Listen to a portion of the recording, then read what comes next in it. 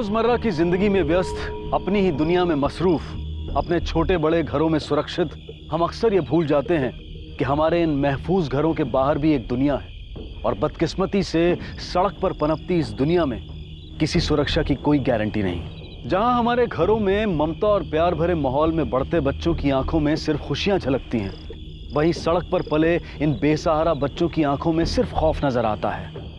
खौफ बाबा जैसे बेरहम हैवानों का। भारत में हर साल तकरीबन 60,000 लापता बच्चों के मामले दर्ज किए जाते हैं, लेकिन अगर जानकारों की माने तो असल में लापता बच्चों की संख्या सालाना लगभग 10 लाख के करीब है और इनमें से ज्यादातर बच्चों से जबरदस्ती भीख मंगवाई जाती है। यकीन मानिए, बेगिंग रैकेट यानी कि भिक्षावृत्ति माफिया की इस अंधेरी दुनिया में होने वाले कई गुना ऐसे हैं जिनकी हमें भनक तक नहीं है। सानी, जानवर है तू, जानवर। ए झुमकी, काहे को नाराज होती तू? तू है तेरे पे। अरे वैसे भी कौन सा ग्राहक था तेरे पास? अपन ने तो तेरी मदद की, तेरी तन की आग बुझा के। काहे को अपने पे भड़कती है? और तू क्या कर रहा है? तू भी निकलेगा ना वैसा ही। चल निकल यहाँ से।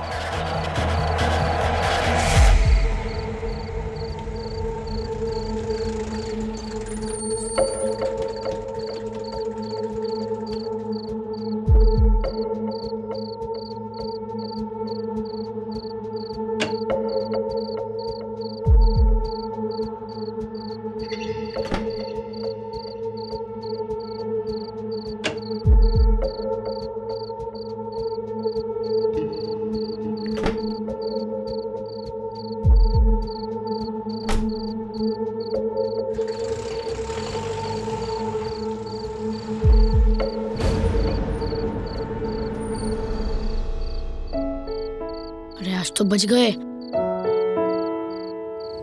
इस तरह छोटी सी रोली इन बच्चों के जीवन का एक अटूट हिस्सा बन चुकी थी। सभी को उससे लगाव था, खासकर गोली को, जिसने अनजाने में एक तरह से रोली के पिता की भूमिका अपना ली थी। कड़ी धूप तले बेरहम रास्तों पर जिंदगी कितनी मुश्किल और सख्त थी, ये जानता था गोली, और वो अपनी रोली को इन्हीं हालात से दूर रखना चाहता था।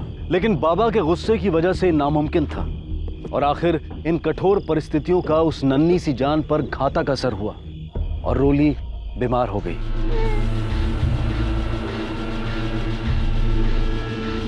ये लो आपकी बच्ची।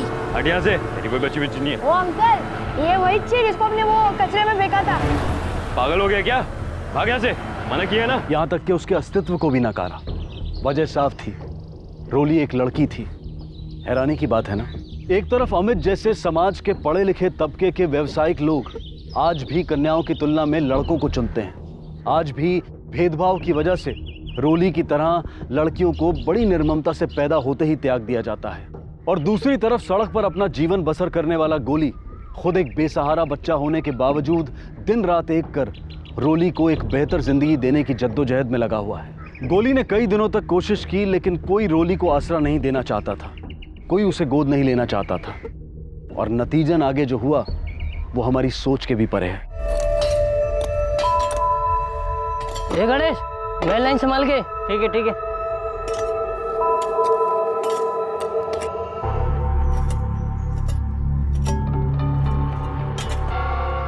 रवि रवि, हाँ क्या है?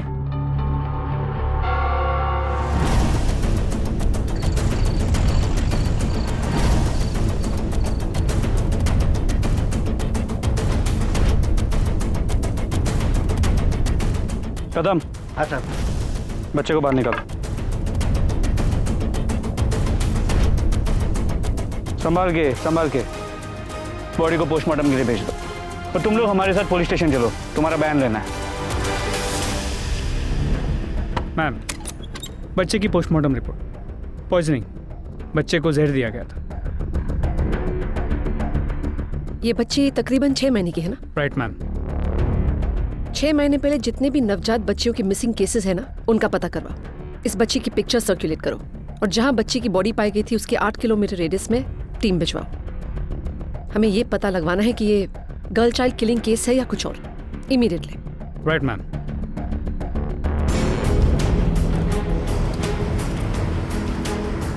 इस बच्ची को देखा है?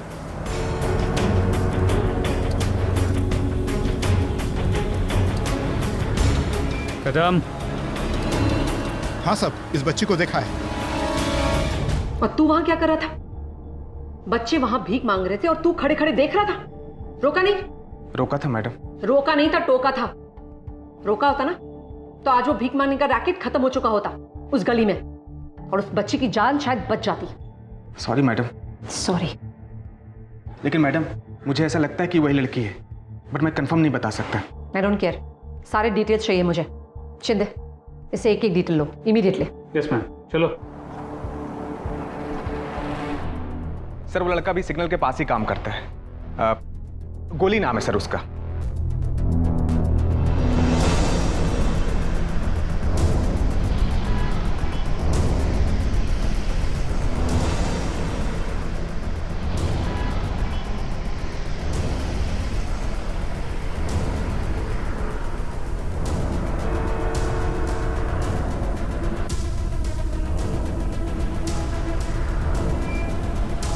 रेखा, ये गोली के बारे में क्या जानती है? वो यहाँ बच्ची के साथ सिग्नल पे भीख मांगता है। मुझे कुछ नहीं पता, मैंने कुछ नहीं किया। हमने कब कहा कि तूने कुछ किया? हम बच्ची के बारे में जानना चाहते हैं, उसकी मौत के बारे में। क्या? बच्ची मर गई? पर मैंने कुछ नहीं किया, मुझे कुछ नहीं पता। मैम ये ऐसे नहीं बताएगी, इसे अंदर डालना। नहीं मैडम, मुझे सच्ची कुछ नहीं पता। वो रोली नाम की लड़की थी, बच्चों के साथ ही रहती थी, और वो गोली नाम का लड़का उसे साथ लेके घूमता था। पर बहुत दिनों से वो कोई यहाँ दिखे ही नहीं। मैंने समझा बाबा ने उनको कहीं और ही भेज दिया है। बाबा? कौन बाबा? अरे वही जो उन बच्चों से काम करवाता था, पर बहुत दिनों से वो यहाँ नजर ही नहीं आया। देख, कुछ और जानती है ना तो अच्छे से बोल दे, वरना। नहीं मैडम, सच्ची सच बताऊं तो मेरी उन बच्चों से बनती ही नहीं थी, और वो बाबा भी मुझे दूर दूर रखता था।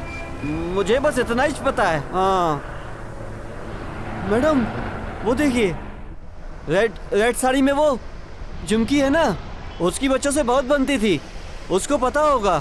जी मैडम जी। हम तुमसे कुछ पूछताछ करना चाह रहे हैं गोली नाम के बच्चे के बारे में, जो एक बच्ची के साथ घूमता था, जिसका नाम रोली था। मेरे को नहीं मालूम, किसी बच्ची के बारे में मैं नहीं जानती है। झूठ बोल रही तू, साफ साफ पता चल रहा है। सच बता दे हमें, क्या जानती है तू उस बच्ची के बारे में और उसकी मौत के बारे में? बता। मौत? वो मर गई, पर वो तो बिल्ली और गोली के साथ जिंदा थी। मर गई है वो तो बता, तू क्या जानती है उन बच्चों के बारे में, उस बाबा के बारे में? बता। वो बाबा ना बहुत ही खतरनाक किस्म का इंसान है मैडम जी। वो गोली और उसके दोस्तों को ना धमकाता रहता था उस बच्ची के लिए। साला मारता पीटता भी था, सुअर की औलाद। मेरे को लगता है उसी ने कुछ किया है।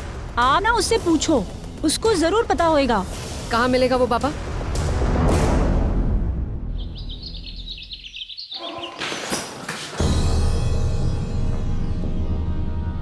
उठ। बड़ा मजा आता ना बच्चों को मारने में। उस छोटी सी बच्ची रोली को तूने ही मारा ना? तूने ही जान ली ना उसकी? जान ले ली? नहीं, वो तो जिंदा है। मर चुकी है वो, पर हम ये भी जानते हैं कि तुम्ही ने उसे धमकी दी थी कि तुम उसे जान से मार दोगे। नहीं साहब, मैंने नहीं मारा है साहब, वो तो जबान गर्म थी इसलिए। मैं कोई इस एरिया का भाई नहीं हूं, मैं तो सिर्फ धंधा करता हूं। मुझे तो आज ही पता चला कि वो मर गई है। उल्टा उसके आने से ये बच्चे एकदम निकम्मे हो गए।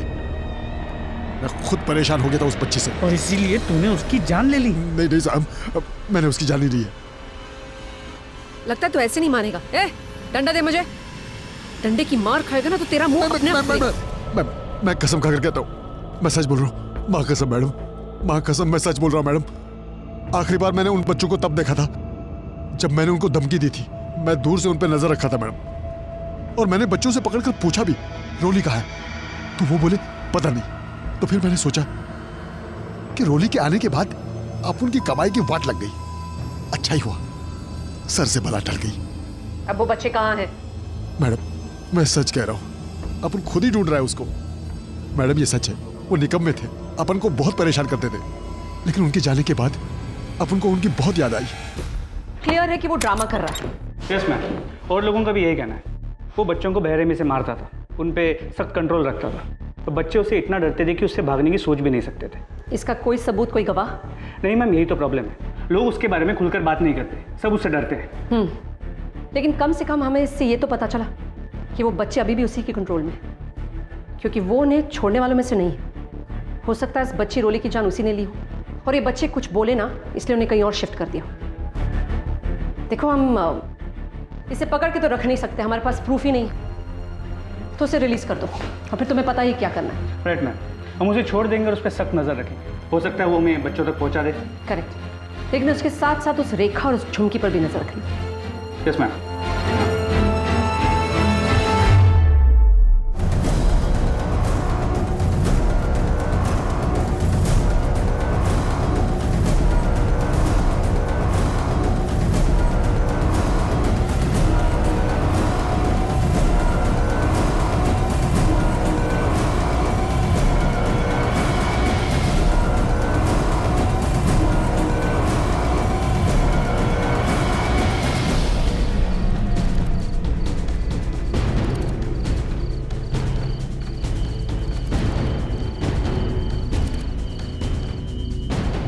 ए चिल्लर लोग, किधर है तुम लोग? चलो जाओ, बाहर आओ।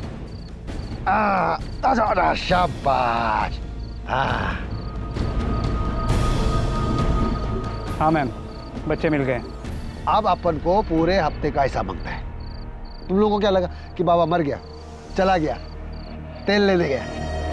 अपन भी शाना है, इसलिए अपन आज तक नहीं आया। तेरी शान पट्टी तेरे पास खींच के लाई है हमें। मैडम, मेरे को भी आज ही मालूम पड़ा कि ये लोग इधर है। अच्छा, हाँ मैडम, मेरी बात। तुम गोली हो ना? तुम ही हो जो उस बच्ची रोली को संभालते थे, उससे सबसे ज्यादा प्यार करते थे ना? तुम सब उस बच्ची से बहुत प्यार करते थे, बहुत संभालते थे ना उसे। देखो, बहुत अच्छा करते थे, कोई किसी को इतना प्यार नहीं देता। अब एक और अच्छी चीज करनी पड़ेगी। आप लोग जानते हो ना, किसी ने उस बच्ची की जान ली है। बताओ। गोली, अपन को क्या देखते हैं? चुप। देखो बेटा, डरने की कोई जरूरत नहीं है, हम आप लोगों के साथ हैं। बस हमें बताइए क्या हुआ था, किसने मारा है उस बच्ची को? नहीं पता, हम लोग तो रोली के लिए अच्छे लोग ढूंढ रहे थे जो उसे प्यार से रख सके। मेरे को पता था कि हमारे साथ रहने में रोली की जान को डेंजर था, इसलिए जब वो गायब हुई ना, तो सबसे पहले मैंने इस बाबा को जाके पूछा, तो इसने मुझे धक्का मार के हटा दिया। बेटा, आप कुछ और नहीं जानते, सोचो। और आप सब, आप में से कोई कुछ जानता है? बच्ची, आप इधर आओ, यहाँ आ जाओ। आपका नाम क्या है? इसका नाम बिल्ली है। बिल्ली ना? बहुत ही इसको भी कुछ नहीं पता। हम सब रोली से बहुत प्यार करते थे, इतना प्यार कि वो उसका बाप भी नहीं किया। बाप? तुम उसके बाप को जानते हो? तुम आखिरी बार कब मिले थे उसके बाप से? कहाँ पे? वापस मिलोगे तो पहचान पाओगे। उसकी शक्ल, उसका हुलिया याद है तुम्हें? वो कैसे दिखता था, उसकी गाड़ी, उसका नंबर, कुछ? बापू को सब कुछ पता है। Shinde, any update? Yes ma'am, कल रात से मिली इन्फॉर्मेशन की मदद से हम कुछ लोगों तक नैरो डाउन कर पाए हैं। 9 और 7 सेंड होने वाली कई गाड़ियाँ, लेकिन कलर, मॉडल और अस्पताल के पार्किंग लॉट रिकॉर्ड्स, इन सब की मदद से हम 6 लोगों तक नैरो डाउन कर पाए हैं। इनमें से 4 लोग तो नजदीक रहते हैं, लेकिन 2 लोग काफी दूर। और इस बच्चे गोली की मदद से स्केच बना? यस मैम, ये रहा। परफेक्ट। अब उन 6 में से किसी न किसी का चेहरा तो उससे मिलेगा ही, और हमें अपना कल्प्रिट मिल जाएगा। गो। Yes ma'am.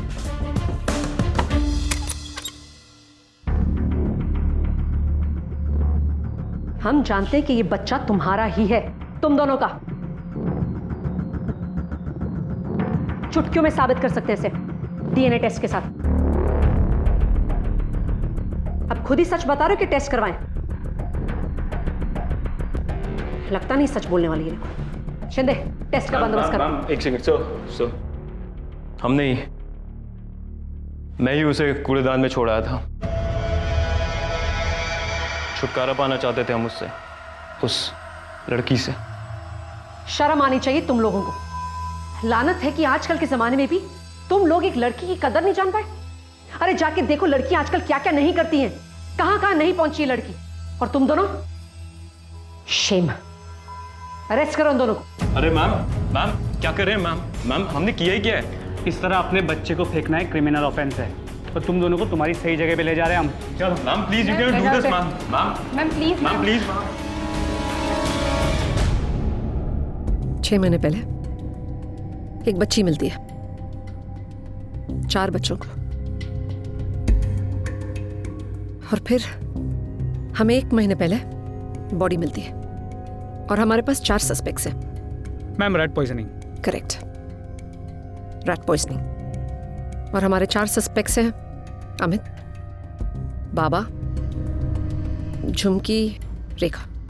इनमें से कोई तो है, लेकिन कौन झूठ बोल रहा है वो समझ में नहीं आ रहा है। मेरा शक तो इस बाबा पर ही है। रोली के आने के बाद बच्चों का ध्यान भट गया था, कमाई घटने लगी थी, इसीलिए शायद रोली को रास्ते से हटा दिया हो। शायद, लेकिन प्रूफ तो नहीं है ना। शिंदे, हम कुछ मिस कर रहे हैं। 6 months गर्ल, रैट पॉइजन, ये एक एंगल है जो हमने एक्सप्लोर नहीं किया। शिंदे काम करो, हमें जहां बॉडी मिली थी ना, वहां के आसपास के सारे केमिस्ट से पता लगवाओ। हो सकता है 1 महीने पहले किसी ने रैट पॉइजन खरीदा हो सकता है उनके पास CCTV फुटेज हो जो हमें जिसे किसी एक के साथ लिंक कर ले। मैम आपको लगता है हमें इससे कुछ मिलेगा? आई नो मुश्किल है, इट्स क्वाइट लॉन्ग शॉट, लेकिन शिंदे शायद ये हमारा आखिरी शॉट हो। सो गो। मैम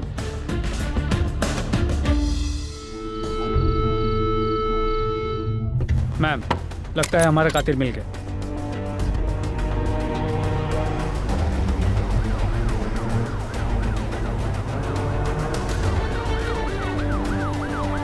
आइसक्रीम खाएंगे बच्चों? चलो बच्चों उतरो जल्दी, चलो आइसक्रीम खाते हैं। चलो चलो आ जाओ जल्दी, चलो चलो चलो चलो चलो।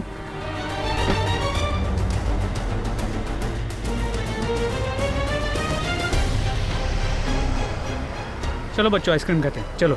गोली, ये वही दुकान है ना जहाँ तुम अक्सर आया करते हो? मैंने तो सुना है खाता भी है।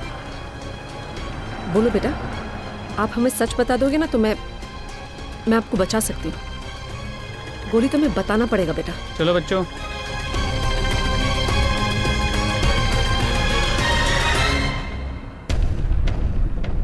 बिली बेटा, मैं तुम्हारे लिए ना एक और आइसक्रीम लेके आती हूँ, मेरे साथ चलोगी? आ जाओ।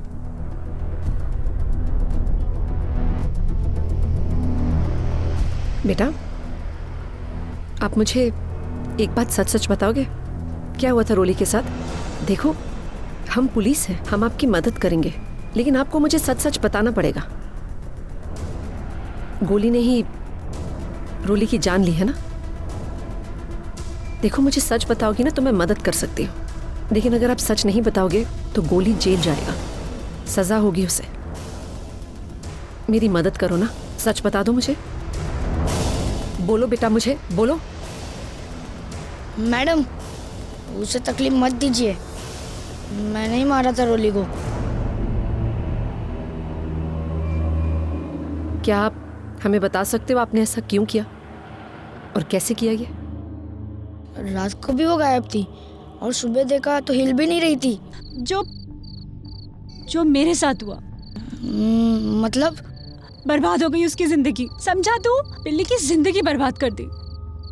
वो भी वही करेगी जो मैं करती है, जो सड़क पे पलने वाली हर लड़की करती है, ये भी वही करेगी। नहीं, मैं रोली को कुछ नहीं होने देगा। कुछ नहीं होने देगा? हाँ? क्या करेगा? बचा लेगा इसको? हर लड़की के साथ वही होता है और इसके साथ भी वही होगा। कितना कोशिश किया, रोज कोशिश किया, लेकिन किसी को चाहिए ही नहीं थी वो। उसके बाप को तक नहीं पड़ी थी उसकी, इसलिए रोली को बचाने का सिर्फ एक ही रास्ता था। आप जानते हो ना, आप लोगों ने जो किया वो गलत था, बहुत गलत। बेटा, जुर्म किया आप लोगों ने, एक बच्चे की जान ली है, बहुत गलत है, बहुत गलत। कुछ गलत नहीं किया मैडम, सब सही किया है। झुमकी दीदी की तरह जीना, ये बिल्ली की तरह जीना, इससे अच्छा तो मरना है, इसलिए मार दिया रोली को।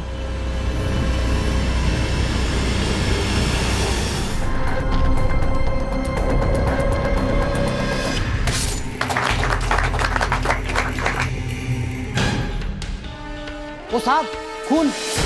किसके साथ अफेयर चल रहा था? मुगलाई कुक मीर के साथ और फिर उसके कुछ महीनों बाद चाइनीज कुक बबलू के साथ। नया मालिक पगार बढ़ाएगा? नहीं बढ़ाया ना तो देखना कैसे रोटी की तरह सेक के उसको जलाती हूँ मैं।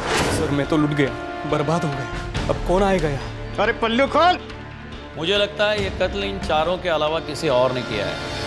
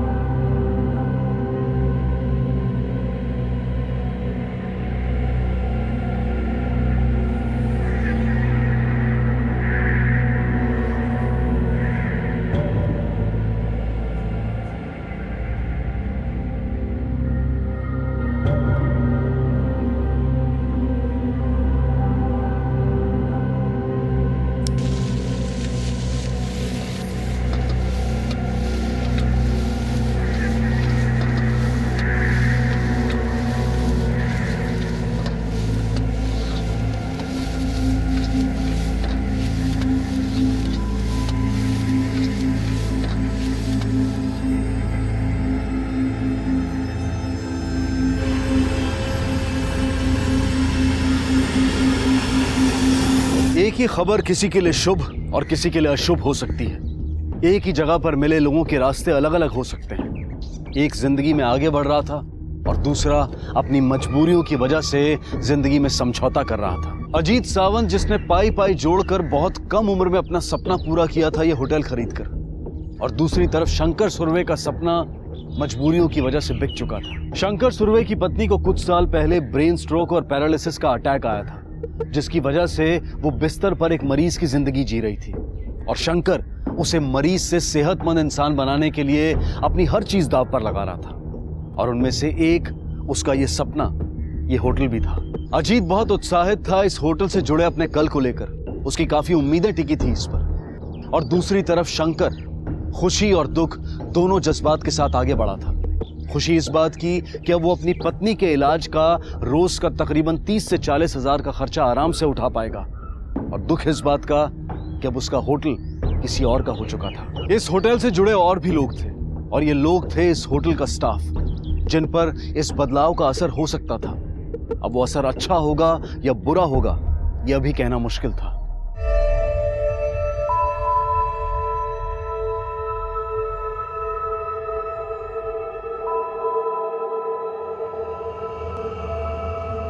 तेरे को क्या लगता है नया मालिक पगार बढ़ाएगा?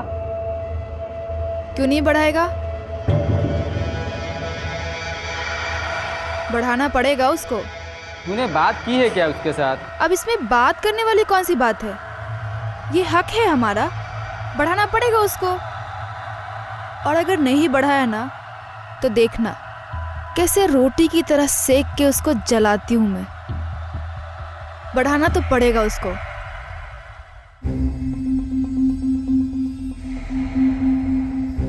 मुबारक हो अजीत जी, अब ये होटल आपका हो गया।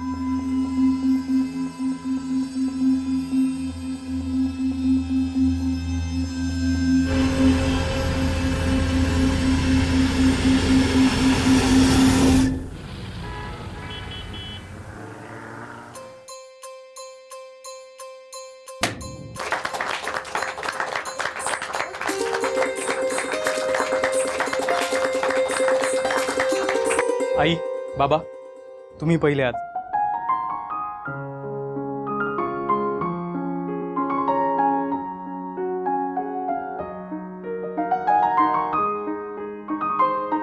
आई बाबा कसं वाटतंय? अरे बहुत बढ़िया है, एकदम चकाचक।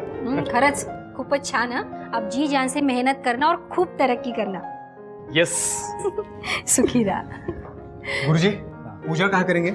पूरब की ओर पूजा करेंगे। तयारीला मदत करा रे।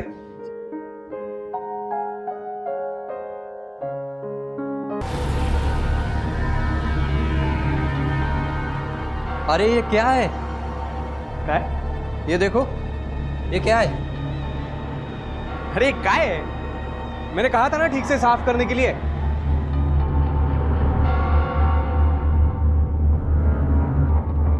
तो खून है। ओ साहब, खून।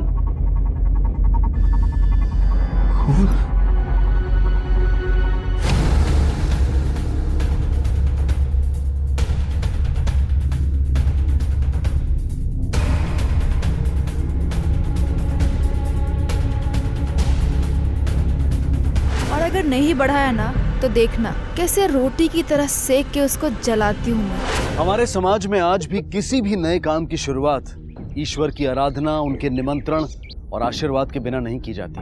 होटल के रसोई घर में एक औरत की लाश मिली थी, जिसे देखकर ही बताया जा सकता था कि किसी ने बड़ी बेरहमी से उसका कत्ल कर दिया था। आखिर कौन थी औरत और किसी ने उसे इतनी बेरहमी से क्यों मारा होगा? कौन इस औरत से इस कदर नाराज था, नफरत करता था और क्यों? इन सवालों के जवाब जानने के लिए हमें अतीत के पन्नों को टटोलना होगा, क्योंकि कोई भी जुर्म रातों रात पैदा नहीं होता है। जब कोई जुर्म होता है तो हमें सिर्फ इसका ऊपरी रूप दिखाई देता है, लेकिन उसकी जड़ें कहीं और ही निकलती हैं। और इन्हीं जड़ों की तलाश करने का काम पुलिस को करना था।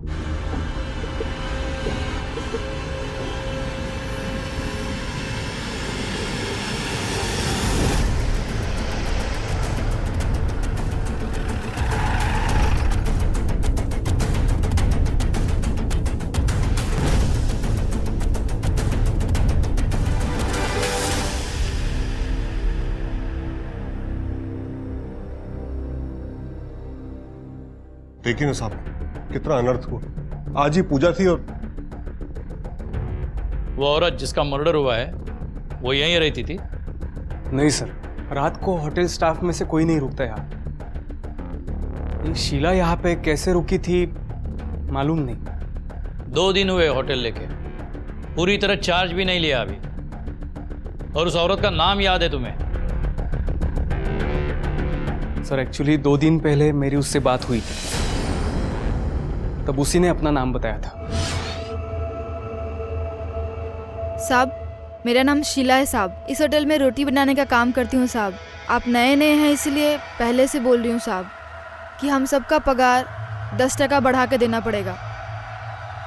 बाद में पगार को लेके मचमच ना हो, इसलिए अभी से बोल रही हूँ साहब। सर मैं तो लुट गया, बर्बाद हो गया। अब कौन आएगा यहाँ? पाई पाई जोड़ के मैंने यह होटल खरीदा। होटल में सीसीटीवी कैमरा नहीं है? नहीं सर। इस होटल की कितनी चाबियां तुम्हारे पास है? सर टोटल 4 चाबियां हैं। 3 चाबियां मुझे इस होटल के पहले ओनर शंकर जी ने दी थी और एक चाबी नाइट ड्यूटी वॉचमैन के पास रहती है। होटल का स्टाफ वो कहाँ रहता है? साहब, दोनों हेड सेफ और शीला को छोड़कर हम सभी लोग स्टाफ क्वार्टर में ही रहते हैं। ये स्टाफ क्वार्टर किधर है? वो पीछे है ना।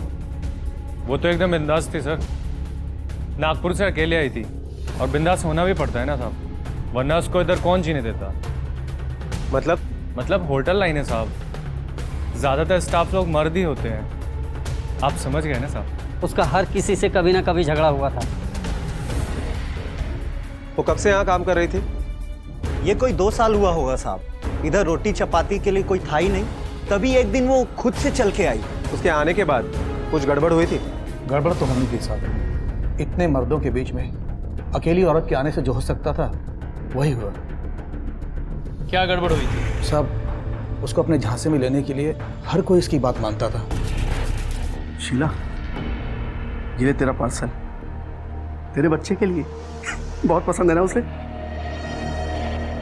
हे, अरे लव यू रे। अरे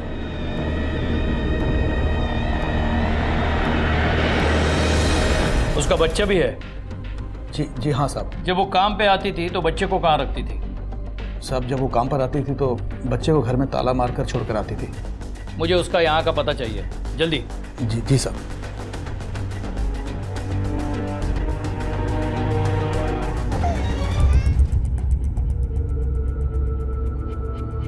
अच्छा, यहाँ रखते हो तुम होटल की चाबी? साहब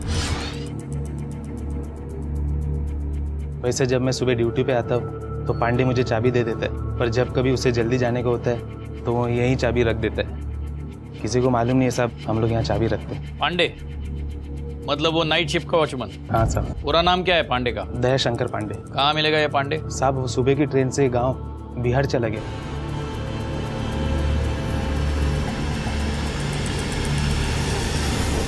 सर उसने मुझसे तो कोई छुट्टी नहीं मांगी थी। शायद इस होटल के पहले ओनर शंकर जी से उसने छुट्टी ली हो। होटल तुम्हारा है और छुट्टी पुराने मालिक से मांगता है। पूरा नाम क्या है पुराने मालिक का? शंकर सुरवे सर, मैं उस होटल का पुराने मालिक हो जी। फिर भी नए मालिक के पूजा में नहीं गए, क्यों? बुलाया नहीं था क्या?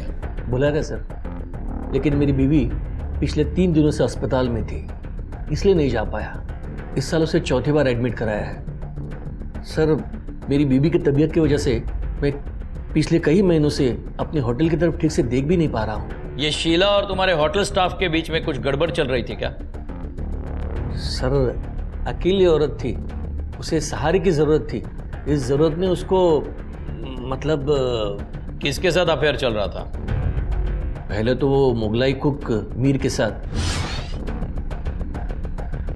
और फिर उसके कुछ महीनों बाद चाइनीज कुक बबलू के साथ। इस वजह से दोनों में कभी झगड़ा नहीं हुआ? हाँ हुआ था ना, लेकिन मैंने वो झगड़ा बहुत जल्दी सॉल्व कर दिया था। लेकिन कभी ऐसा नहीं सोचा था कि ये बात मर्डर तक पहुंच जाएगी। तुम्हें लगता है कि शीला का मर्डर इन दोनों में से किसी ने किया है? अरे नहीं साहब, मैं ऐसा क्यों सोचूंगा, दोनों अच्छे हैं। ठीक है मिस्टर सुरवे, अभी तो आप जा सकते हैं, लेकिन अगर जरूरत पड़ी तो वापस बुला लें। जी सर, मैंने शीला के पड़ोसियों से बात की। उनके कहने के मुताबिक शीला कुछ 2 साल पहले ही उस बस्ती में रहने के लिए आई थी, नागपुर के किसी आसपास के गांव से। वो कौन थी, उसका पति कौन था, इसके बारे में ज्यादा जानकारी नहीं मिल पाई, क्योंकि वो किसी से ज्यादा बात ही नहीं करती थी। और वो night watchman Dayashankar Pandey? Sir Dayashankar का मोबाइल लोकेशन ट्रेस हो गया। जिस वक्त मर्डर हुआ उस वक्त वो होटल के आसपास ही था, और फिर 4 बजे उसका मोबाइल लोकेशन दादर दिखाई दिया, और फिर 6 बजे पनवेल। रेलवे के रिकॉर्ड के मुताबिक वास्को पटना ट्रेन में उसका टिकट बुक था। जिस दिन शीला का मर्डर हुआ था उसी दिन वो गांव चला गया। कुछ न कुछ तो कनेक्शन है। सर बिल्कुल हो सकता है, क्योंकि शीला ने लगभग 10 महीने पहले इसी पुलिस स्टेशन में दयाशंकर के खिलाफ एक केस दर्ज की थी कि दयाशंकर ने उसे मॉलेस्ट करने की कोशिश की। इसका मतलब कुछ नहीं, काफी कुछ था। राणे, अपनी एक टीम बिहार भेजो और वो दयाशंकर पांडे का पार्सल ले आओ, और उन 2 हेड शेफ्स के बारे में होटल स्टाफ से बात करो। देखते हैं शीला और 2 शेफ्स में क्या पक रहा था। Okay sir.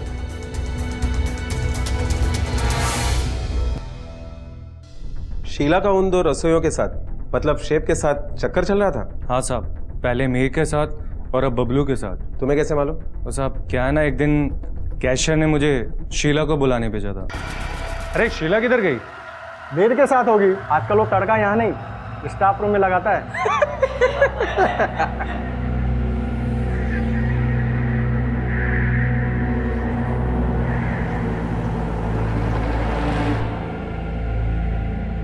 अरे तू इधर है, वो कैशियर तेरे को बुला रहे हैं। एक कस्टमर ने बहुत तमाशा किया रोटी को लेके, चल।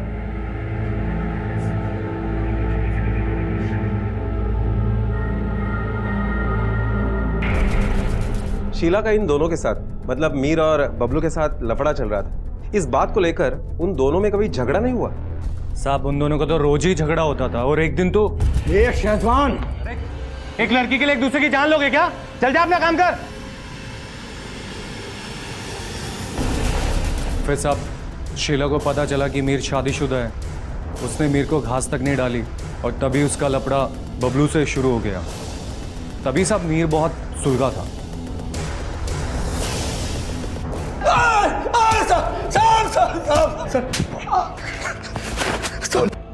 साहब मैंने कुछ नहीं किया, मैं सच बोल रहा हूँ साहब। सच क्या बोल रहा है तू? अब बोलेगा सच? हाँ, घर में बीबी और होटल में शीला, दाल और मुर्गी साथ में चाहिए थी सर इसको। हाँ, और मुर्गी किसी दूसरे के पास चली गई तो इससे बर्दाश्त नहीं हुआ, हलाल कर दिया उसे। शीला बबलू के पास चली गई इसीलिए मारा ना उसे। नहीं नहीं साहब, मानता हूँ पहले मेरा उसके साथ लफड़ा चालू था, लेकिन अभी कुछ भी नहीं था। मैंने उसको नहीं मारा साहब, मुझको जाने दो ना। जाने दो? अरे सर, शीला की पोस्टमार्टम रिपोर्ट आ गई है। हाँ देख मीर, 10 मिनट देता हूं तुझको, सोच ले। इसके बाद भी अगर सच नहीं बोला तो कहां कहां से सच उगलवा दूंगा तू सोच भी नहीं सकता। सर पोस्टमार्टम रिपोर्ट के मुताबिक शीला का कत्ल रात को 2 से 3 के बीच में हुआ और जो चाकू हमने फिंगरप्रिंट्स के लिए भेजा है उस पर होटल के लगभग सभी लोगों के फिंगरप्रिंट्स हैं। इसका मतलब हाथ में कुछ नहीं लगा। राणे, ये शीला की कहानी भी कुछ सीधी नहीं है। एक ही जगह के 2 लोगों के साथ अफेयर, कुछ भी कहो, कातिल होटल के अंदर वाला ही कोई है जिससे शीला पे बहुत गुस्सा रहा होगा। पहले उस मीर से निपटते हैं।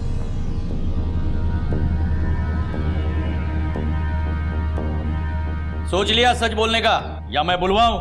साहब, मेरे और शीला के बीच में प्यार था साहब, लेकिन कुछ टाइम बाद पता चला वो मेरे साथ डबल गेम खेल रही। उसका बबलू के साथ भी लफड़ा चालू था साहब। फिर एक दिन मैं उससे जाकर डायरेक्ट पूछ लिया, शीला सुन, ए शीला, अरे बात सुना, ए शीला, भेड़ा समझी क्या मेरे को? है? मेरे को सब पता चल गया है। तेरा वो शेजवान बबलू के साथ जो लफड़ा चल रहा है ना, उसे बंद कर दे। देख, प्यार करता हूँ तेरे से, इसलिए समझा रहा हूँ तेरे को। मुझे मत सिखा तू। हाँ, रुक। क्या रुक? ये देख, तू अपनी बीवी को धोखा देके मेरे साथ ओवरटाइम कर रहा है। मेरे को झूठ बोला तू, मेरे को सब पता चल गया है। हाँ, अब मैं तेरे झांसे में नहीं आने वाली। चल निकल यहाँ से। हाँ, हुई है शादी, बहुत शानी बन रही है ना, बहुत हुआ तेरा। मैं मेरी औकात पे आ गया ना तो तुझे दिखाऊंगा। चल निकल रे, अगर ये जाके तेरी बीबी को दिखाया ना, तेरा भारी और कम ना सब यही निकल जाएगा। चलो अभी निकल। शीला तेरी पोल पट्टी तेरे बीवी के सामने न खोले इसलिए तूने उसे मारा? हाँ? नहीं साहब, अरे मैं उसके बाद तो उससे मिला तक नहीं। वो तो मैंने गुस्से में बोल दिया था साहब, बल्कि शीला और बबलू मेरे को झगड़े के लिए उकसाते थे। शीला पे मेरे को गुस्सा था और बबलू मेरी खोपड़ी में जाता था, लेकिन उसके बाद भी मैंने उसके साथ झगड़ा नहीं किया साहब। मैं होटल के पास ही रहता हूँ, शीला के साथ मेरा कोई सीन नहीं है साहब। मैं सच बोल रहा हूँ, वो तो मीर के साथ, मतलब मीर मेरे को फंसाने के लिए झूठ बोल रहा है। मैं किसी एक बच्चे की माँ के साथ में क्यों चक्कर चलाऊंगा साहब, और खाली पॉकेट में किसी का बच्चे का बाप क्यों बनूंगा? अच्छा, शीला से तेरा कोई लेना देना नहीं है, तो फिर शीला को मीर का वो फैमिली फोटो किसने दिया था? वो मुझे नहीं मालूम साहब। तुझे क्या लगता है किसने दिया होगा फोटो? कुछ पता है तुझे? क्योंकि हमें यह पता है कि तू शीला के कितने करीब था। अब प्यार से बताएगा या मार खा के बताएगा? शायद दयाशंकर भी हो सकता है साहब, क्योंकि मैंने उसको एक बार फोन में शीला के बारे में बात करते हुए सुना था। बोला ना आपको, अब की बार नहीं बच पाएगी वो। अरे बहुत जबरदस्त सेटिंग किया हुआ है। हाँ, टेंशन मत लो आप, ठीक है? मैं आपको बाद में फोन करता हूँ। हाँ ठीक है।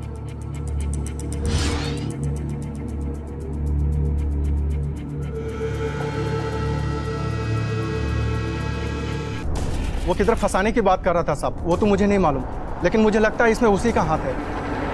अरे वो दयाशंकर, वो भी मजे करना चाहता था उसके साथ, और साहब वो हमारा कैशियर, वो भी शीला को सपोर्ट करता था। साहब, शीला अच्छी औरत नहीं थी साहब, ये सब मुझे बहुत बाद में पता चला। अच्छा, वो अच्छी औरत नहीं थी और तो अच्छा आदमी है।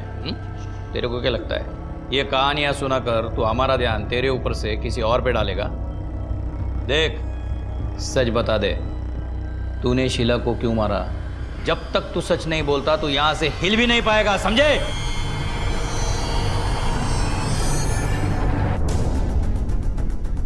सर, हो सकता है ये मीर सच बोल रहा हो, क्योंकि जिस रात कत्ल हुआ उस रात उसका मोबाइल लोकेशन होटल के आसपास बिल्कुल नहीं था। या फिर ये भी हो सकता है कि उसने मोबाइल घर पे ही छोड़ा हो। बाकी लोगों की मोबाइल लोकेशन चेक की तुमने? Yes sir, Ajit Sawant. कत्ल की रात अजीत सावंत का मोबाइल लोकेशन होटल के बिल्कुल करीब था, 12:30 से लेकर 3:30 बजे तक। सर, ये होटल सपना है मेरा। ऐसे ही गया था देखने के लिए। दूसरे दिन मुहूर्त था तो बचे हुए काम की लिस्ट बनानी थी। सर, मेरी सारी कमाई, सारी जमा पूंजी इस होटल पे लगाई हुई है। मैं पहले ही बर्बाद हो चुका हूं और आप लोग बार बार मुझे बुला रहे हैं। सर, मैं सब पहले ही बता चुका हूं। अब आपको क्या नया मिलेगा मेरे बयान से?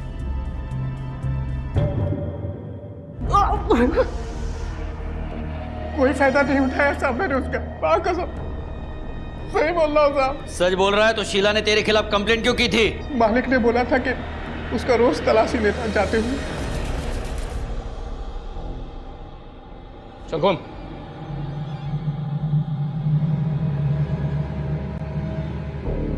पल्लू खोल। पागल हो गया है तू? पैसा ब्लाउज के अंदर छुपाया ना तूने? तेरा दिमाग खराब हो गया, चल जा यहाँ से। सही से प्यार से बोल रहा हूँ तुझे। पल्लू खोल। अरे पल्लू खोल। क्या हो रहा है? क्या हो रहा है सब? सर वो अरे लेडीज की कोई एक्सेस नहीं करता क्या? शाना बन रहा है ना तू? छोड़ूंगी नहीं मैं तेरे को, जाके पुलिस स्टेशन में कंप्लेन करूंगी, जेल जाएगा तू देखना। उसने सच में कंप्लेन कर दी साहब, मेरे खिलाफ इसी थाने में। वो हमारे पुराने मालिक है ना सुरभि साहब, उन्होंने छोड़ा है यहाँ से। उसने कंप्लेंट की इसलिए गुस्से में आकर तूने उसे मार डाला? हाँ? नहीं साहब, मैंने उसको नहीं मारा। उस दिन के बाद ना साहब मैंने उसकी तरफ देखा भी नहीं। सच बोल रहा हूँ साहब, मैंने नहीं मारा उसको।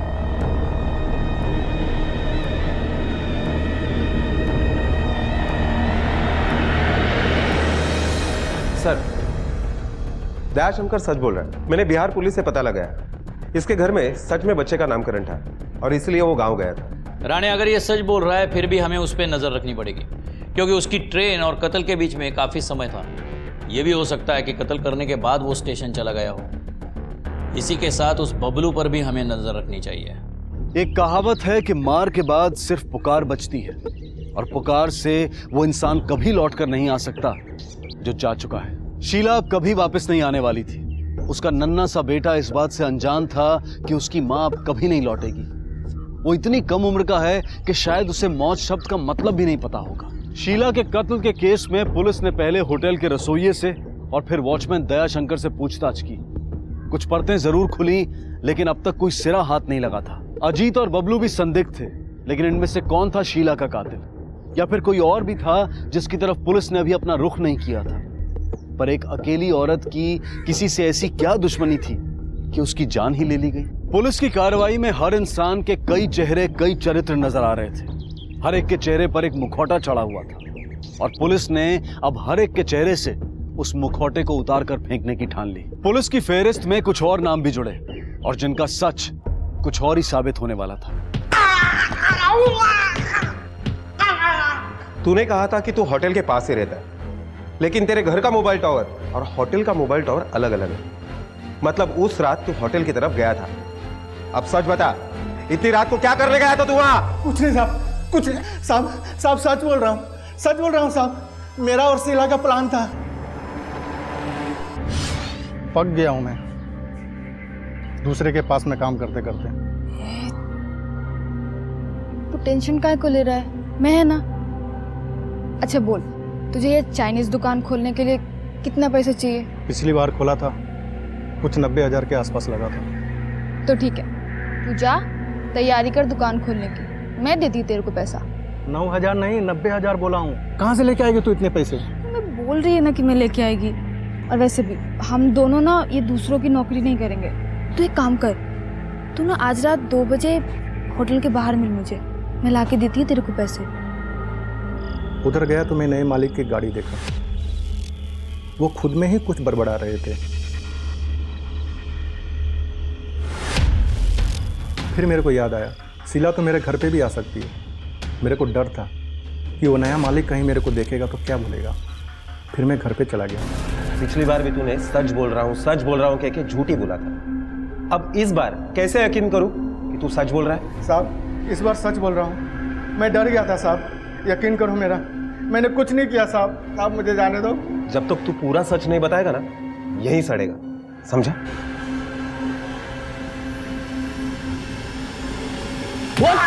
बोल। सर, अभी तक तो लग रहा है कि हर किसी आदमी के पास शीला को मारने का मोटिव है। मीर, एक चोट खाया हुआ आशिक, दयाशंकर, माने या ना माने, लेकिन वो भी तो शीला का फायदा उठाना चाहता था। और ये बबलू, वो तो हर तरफ से शीला का फायदा उठा रहा था। अगर वो नहीं मरती तो इसका पैसे का लालच बना ही रहता था। इसलिए सर, हम इनमें से किसी को नहीं छोड़ सकते। राणे, ये नंबर लो और इसकी डिटेल्स निकालो, और अजीत सावंत को बुलाओ, क्योंकि उसकी वजह विश्वास करने लायक नहीं है कि आधी रात को वो वहां बैठकर हिसाब लगा रहा था। Okay sir. बताता हूँ, सब सच बताता हूँ। उस रात मैं वहां गया था। Cheers! रचना, मेरे सपनों का सेलिब्रेशन मेरे इस नए होटल के सामने बैठ के कर दे।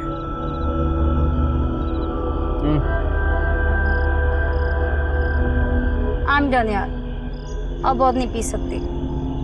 Alright. देखना एक बार ये होटल शुरू हो जाए, फिर अपनी लाइफ सॉर्टेड है, सॉर्टेड। 1 साल के अंदर 2-4 होटल बनाएंगे और फिर शादी करेंगे। वैसे मेरे बहुत सारे सपने हैं, फिलहाल ये एक पूरा हो रहा है।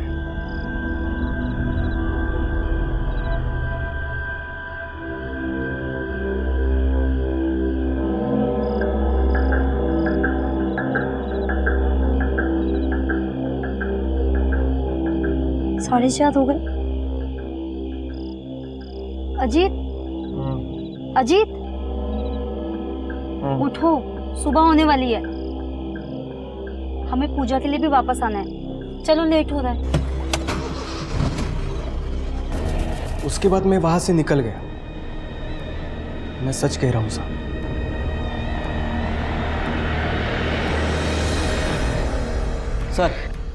सर आपने जिस मोबाइल नंबर की डिटेल्स मांगी थी वो आ गई है, ये लीजिए।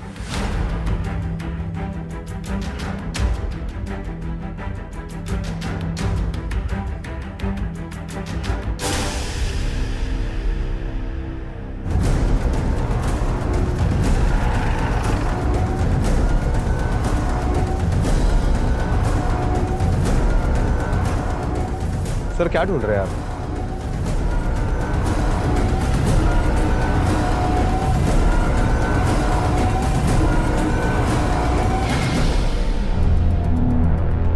ये सीसीटीवी कैमरा चलता भी है या ऐसे ही लगाया है? चालू है सर, 24 घंटा रिकॉर्डिंग चालू रहती है इसकी। हमें 7 और 8 अप्रैल का फुटेज देखना है।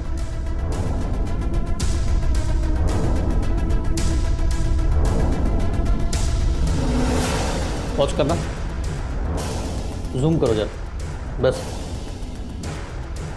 प्ले करना भी।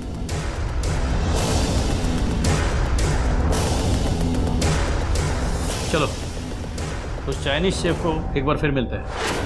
साहब मैं बबलू बोल रहा हूँ। हाँ बोलो बबलू। साहब कुछ पैसे की अर्जेंट जरूरत आ पड़ी है। मुझे क्यों फोन किया? पैसे तो आप ही को देने पड़ेंगे ना साहब। देने पड़ेगा मतलब? क्योंकि साहब शीला का खून तो आप ही ने किया है ना, मैंने देखा था। कितने पैसे चाहिए? 90,000।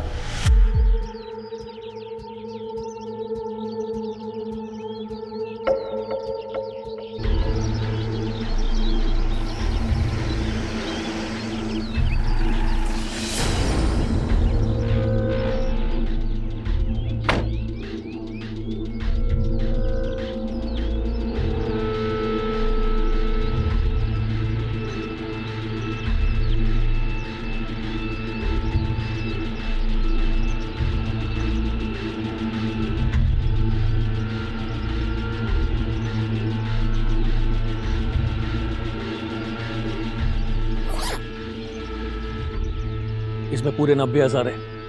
लो और निकल ले यहां से, और दोबारा मुझे फोन मत करना। शंकर सुरवे,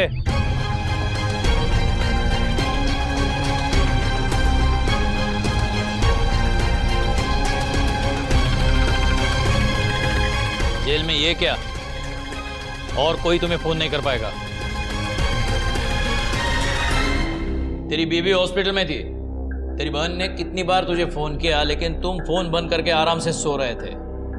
बाद में 1:45 को तुम घर से निकले। अब आगे तुम बताओ। हाँ सर, मैं निकला था, लेकिन हॉस्पिटल जाने के लिए, और फिर फोन पे बातें करते करते। हॉस्पिटल तुम्हारे घर से राइट पे था, तुम लेफ्ट को मुड़े थे। लेफ्ट को तुम्हारा होटल है। नहीं सर, मैंने राइट को ही टर्न मारा। अगर तुम राइट को टर्न करते तो तुम रॉन्ग नहीं होते। ऐसे नहीं मानोगे तुम। रिका में इसे जरा इसकी फिल्म दिखाओ। देखो,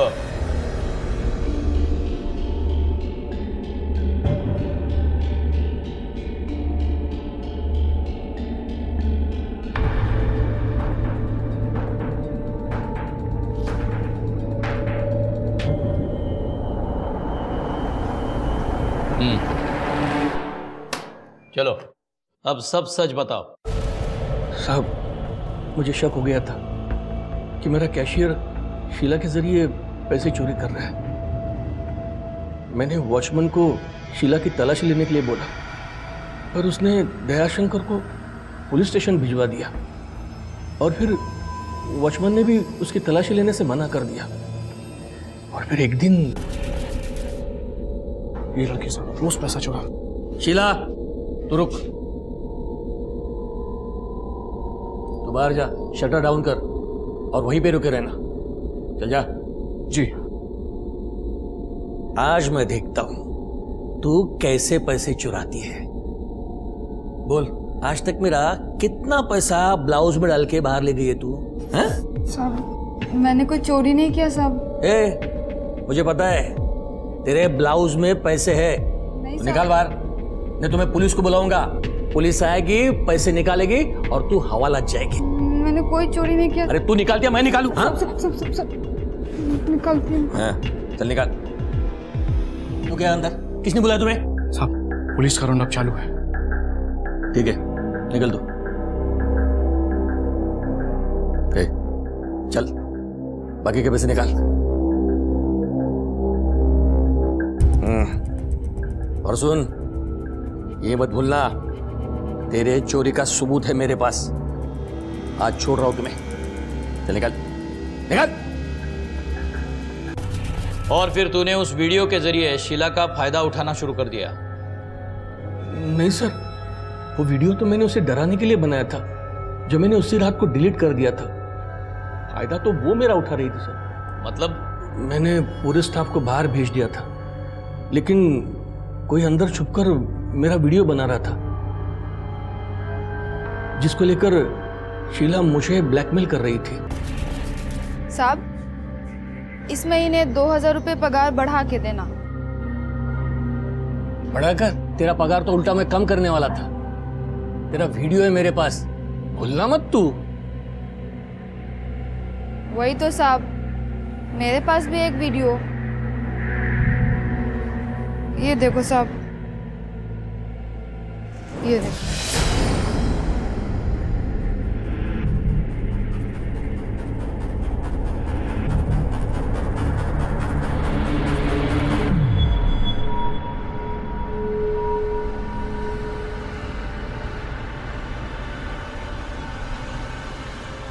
अब बराबर समझ में आया ना साहब, पगार बढ़ाने का। नहीं तो ये वीडियो है ना, आपकी पत्नी को अस्पताल में जाके दिखा दूंगी मैं।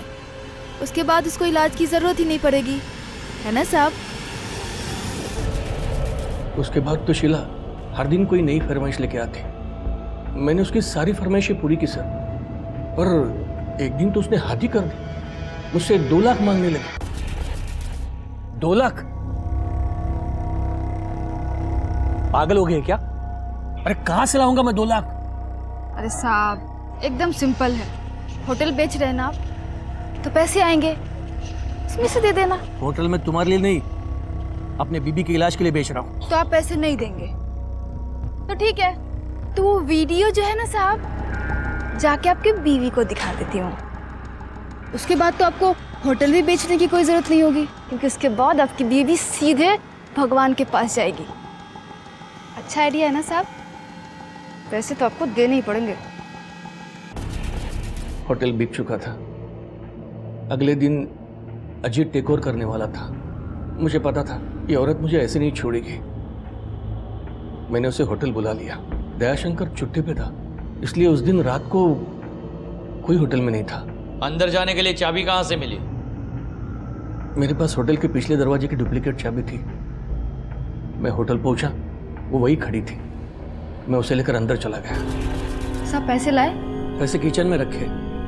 होटल तो आपने बेच दिया है, तो पैसे किचन में कैसे? मैंने छुपा के रखे, मैं अभी लेकर आता हूँ। बहुत सियाने हो साहब आप, जल्दी आना।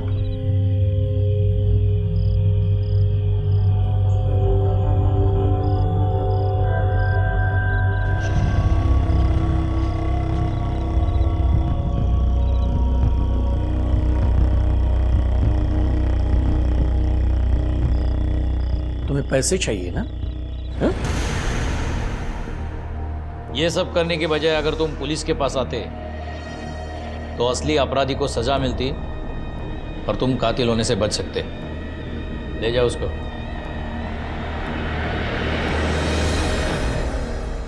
द्वेष, ईर्ष्या, प्यार, घृणा, ये ऐसे भाव हैं जो हर इंसान में पाए जाते हैं। अवसरवाद भी ऐसा एक भाव है और उसकी गिरफ्त में आना बहुत आसान है, क्योंकि ये हमें मौका देता है आगे बढ़ने का। अवसरवादी होना कोई बुरी बात नहीं है, लेकिन उसकी भी अपनी कुछ सीमाएं होती हैं, कुछ उसूल होते हैं। किसी को गिराकर, किसी की मजबूरी का फायदा उठाकर इंसान कभी आगे नहीं बढ़ सकता। शीला एक गरीब और अकेली औरत थी और हर आदमी को ऐसा लगता था कि वो एक लावारिस वस्तु की तरह उसकी हो सकती है। वहीं दूसरी तरफ शीला ने भी अपने इस अकेलेपन और औरत होने का गलत फायदा उठाना चाहा और इसी अवसरवाद ने उसकी जान ले ली और उसके मासूम बेटे को अनाथ आश्रम पहुंचा दिया। शंकर ने गलती की, एक गलत तरीके से अपने होटल में होने वाली चोरी को रोकने की। अगर उसे शीला की सच्चाई पता थी तो वो उसे नौकरी से निकाल सकता था, चोरी के इल्जाम में उसे पुलिस के हवाले कर सकता था। पर नौबत यहां तक आ गई कि शीला शंकर को ब्लैकमेल करने लगी। अगर शंकर तब भी पुलिस की मदद लेता तो भी वो खूनी बनने से बच सकता था और उसकी पत्नी, जिसे इलाज के पैसों के साथ साथ अपने पति के साथ की भी जरूरत थी, वो उसके साथ से महरूम होने से बच जाती। शंकर सुरवे को शीला के कत्ल के लिए आईपीसी की धारा 302 के तहत हत्या के लिए और धारा 201 के तहत उम्र कैद की सजा सुनाई गई। शीला के बेटे को अनाथ आश्रम भेज दिया गया। अजीत अपना होटल चलाने में व्यस्त हो गया और मीर, बबलू और कैशियर जैसे लोग अपने अवसरवादी होने पर जरा भी शर्मिंदा नहीं हुए। बबूल का पेड़ लगाकर यह उम्मीद करना कि उसमें फूल उगेंगे, ये किसी पागलपन से कम नहीं है। इंसान को अपने आप को ऐसे पागलपन से, ऐसे वहम से दूर रखना चाहिए। नाजायज शुरुआत का अंत कभी जायज नहीं हो सकता और ना ही शंकर की तरह मुश्किल को चुपके से सुलझाने की कोशिश करनी चाहिए। खराब परिस्थिति, खराब लोग, खराब वाकये, इनमें फर्क करना हमें आना चाहिए कि क्या हमारा निजी मामला है और क्या चीज उस निजी मामले को कानून की हद में ले जा सकती है। इसी के साथ मैं अनूप सोनी अब आपसे विदा लेता हूं। फिर मुलाकात होगी अगले एपिसोड में एक और चौंका देने वाले केस के साथ। तब तक अपना और अपने परिवार का ख्याल रखें और देखते रहें क्राइम पेट्रोल डायल 100। सबक एक को सीख हम सबको। जय हिंद। क्राइम पेट्रोल्स के और भी दिलचस्प कहानी देखने के लिए हमारे चैनल को सब्सक्राइब करें और बेल आइकॉन दबाना न भूलें।